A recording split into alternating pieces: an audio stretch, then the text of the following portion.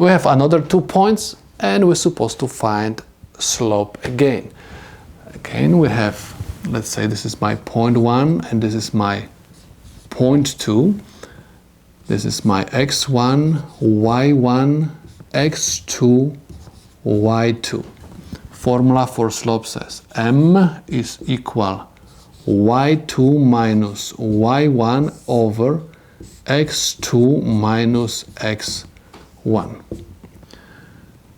y2 is equal negative 5 minus y1, which is equal 4, over x2, which is equal 2, minus x1, which is equal 3.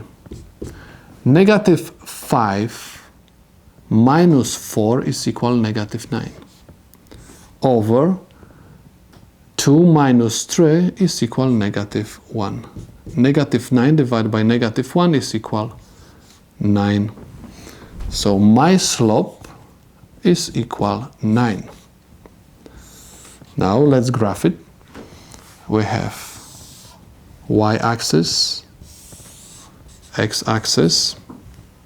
Okay, this is my xy plane, and we have points 3, 4. X is 3, 1, 2, 3.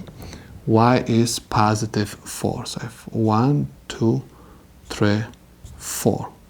Okay, so this is my first point. And my second point is 2, negative 5.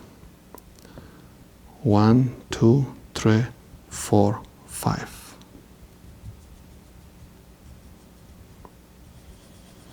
Okay, this is my point 2.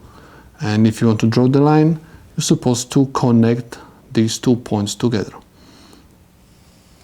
Remember, you're supposed to use ruler to do so. I try to do my best.